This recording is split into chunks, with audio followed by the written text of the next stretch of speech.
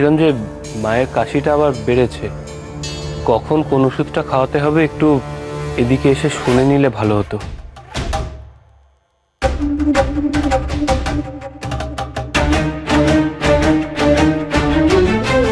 আপনি কেন এসেছেন ঘরে? আপনার কি লজ্জা শরমের কোনো বালাই নেই? তোমায় দেখার পর সেসবের বালাই গেছে বিনোদ। চুপ করুন, আপনি এখন এখান থেকে আসুন।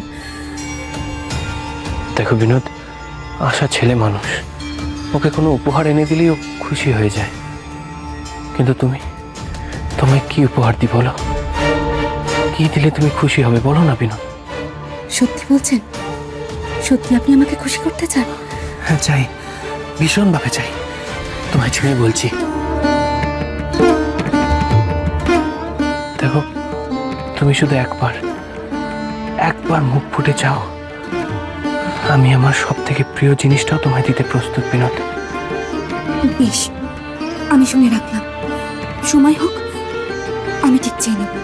আপনি এখন আসুন। তুমি আমাকে কি হলো? আপনাকে আমি যেতে বললাম না, আপনি দাঁড়িয়ে রইলেন যে।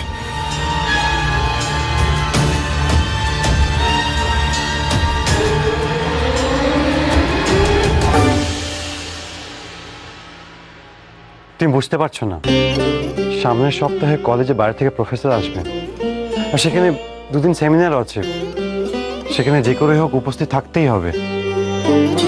ছেড়ে দাও দিদি, আমাদের দুই ছেলের কারুর যখন সময় হচ্ছে না তখন বুঝতে হবে জগন্নাথ দেবের আমাদের দর্শন নেবার ইচ্ছে নেই।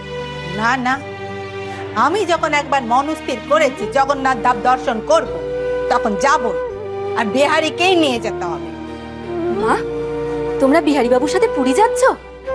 কবে ঠিক করলে? কই, আমায় তো কিছু বলনি। ও, আমি বুঝি বাদ। ওরে তাম তাম, তুই কি প্রশ্নই করে যাবি না উত্তরটাও শুনবি? তোকে না নিয়ে আমি কোথাও যেতে পারি? তুইও আমাদের সঙ্গেই যাবি। কিন্তু বেহারি যে যেতে রাজি হচ্ছে না মা। আমরা দুজন বয়স্ক বেধবা মানুষ, সঙ্গে তোমার মতো একজন সমর্থ মেয়েকে নিয়ে কোনো পুরুষ মানুষ ছাড়া বিদেশ বিভূতিতে বেপদে না পড়ি, তার থেকে আমাদের তীর্থযাত্রা মাথায় থাক, জগন্নাথ দেবকে এখান থেকেই পেন নাম ঠুকি। না না, যাওয়া বাতিল হবে কেন? আমি না হয় নকুরদাকে সাথে দিয়ে দিচ্ছি, সাথে না হয় আরেকজন শক্ত সমর্থ লোক যাবে তোমাদের সাথে। তা কি করে হয়? আপনি ছাড়া আমি মা কাকিমাকে কি করে সামলাবো বলুন তো? আমি যে কিছুই চিনি না, আর নকুরের তো সেরকম বুদ্ধিশুদ্ধিও নেই। ওকে নিয়ে গেলে উল্টে আমাকেই ওকে সাহায্য করতে হবে। জীবনে কাশী আর কলকাতা ছাড়া আর কোনো জায়গা দেখা হয়নি। ভীষণ ইচ্ছা ছিল সমুদ্র দেখব, শুনেছি নাকি সমুদ্রের ওপার দেখা যায় না। কিন্তু থাক, সব ইচ্ছে যে সবার এক জীবনে পূরণ হবে সে আশা করাও তো ভুল। বড় বিপদ হলে দেখছি। আচ্ছা, আমি দেখছি আমার চেনা জানা কোনো পরিবার যদি যেতে রাজি হয়। সে চেষ্টা আপনি মা কাকিমার জন্য করুন। আপনি যদি না যান তাহলে কিন্তু আমি যাচ্ছি না।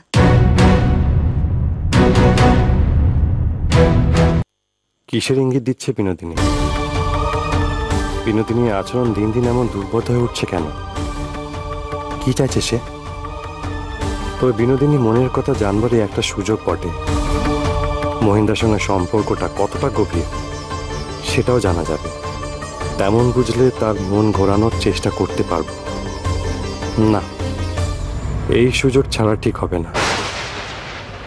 কি, আমি কি আপনাকে বেশি রকম ভাবনায় ফেলে দিলাম বিহারী বাবু? ভাবনা আমার হচ্ছে বটেই। ভাবছি এতজনের অভিশাপ আমি হজম করব কোন পেটে। কাজেই না গিয়ে কোনো উপায় নেই দেখছি।